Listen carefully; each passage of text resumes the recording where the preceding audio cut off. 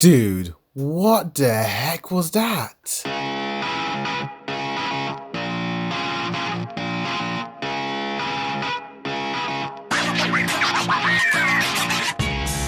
Yo, what's good? It's a boy reviews and heavy spoilers of episode 6 of Bleach Thousand-Year Blood War arc. You have been warned. Damn, son. I mean, what an episode. I don't even know where to begin. So the episode begins with Uryu reading this notebook from his dad's office. And we get some pretty surprising lore dump regarding the Quincy's. Apparently they weren't exterminated 200 years ago, but over 1,000 years ago? And it just got me wondering, why on earth was Uryu told a lie about this? And what more is his dad truly hiding from him? But most of the episode is this bloody brutal fight of Yamaji versus the Quincy King. And my gosh, I have never seen Yamaji move like that. This frail looking old man who's the head captain, we've never seen him fight before, ever. He's whipped out his Zanpakuto once or twice before and just unleashed these flames, but the way he was moving in this episode, my jaw was on the ground. The way they were just fighting and leaping in the air and slicing and dicing one another,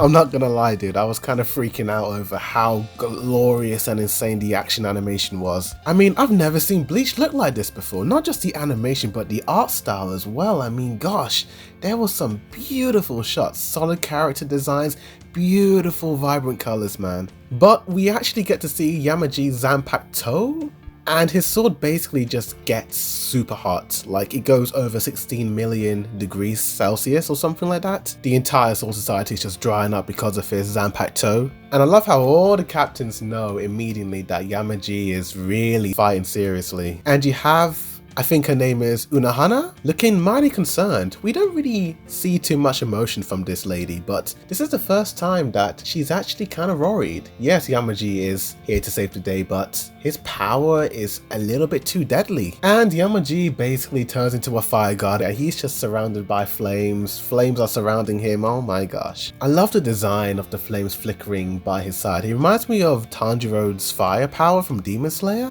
And there's more action animation and it looks beautiful, and all of a sudden things get really dark when Yamaji awakens yet another secret special move, and it's just basically a resurrection power of bringing these skeleton corpses back from the dead. And it's a bunch of potential Quincy's because the Quincy can actually recognize some of the characteristics of some of these skeleton corpses. And we get to see a little bit of emotion from the Quincy King, you know. He's not this evil brute of a dude, he cares for his people, and he was really sad seeing their skeletons like this. I love Yamaji, but man, this power was a little bit unsettling in my opinion. I didn't think he'd have something like this up his sleeve. It's kind of devilish in a way. The animation on those corpses, I can't tell if that was CGI or 2D or whatever, but that looked frightening, man. I was kind of spooked out, man. And then Yamaji basically unleashes one final blow to the Quincy King, and my gosh, the animation just changed once again and it looked even glorious, and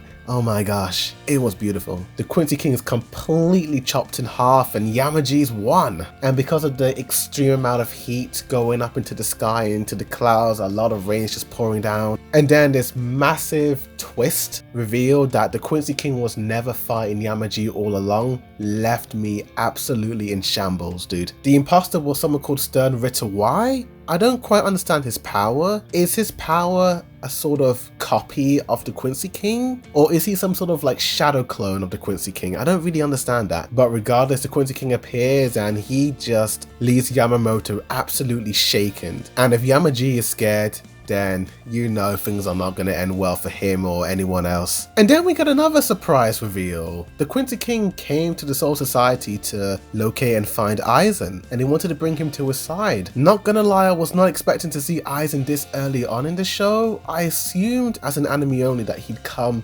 later on in the series, but damn, this caught me by surprise. And Aizen is like, nah, I don't want to join you, dude. Our goals are just completely different, and I am guessing this is not the last time we're gonna see our boy Aizen.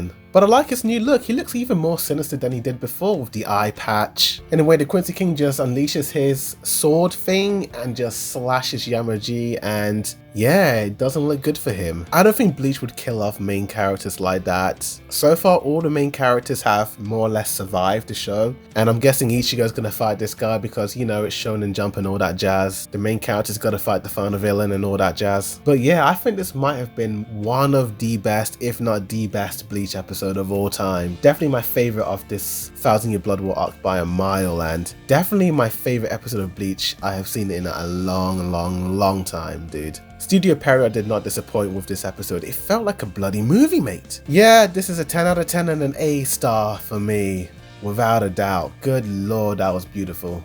But tell me in the comments down below what you guys thought of this episode of Bleach Thousand Year Blood War arc. Did you like it? Did you hate it? Are you hyped for the next episode next week? Tell me. Like for more anime reactions, reviews, comparisons, breakdowns, rankings, and more. Thanks for watching. Boarded Review, signing out.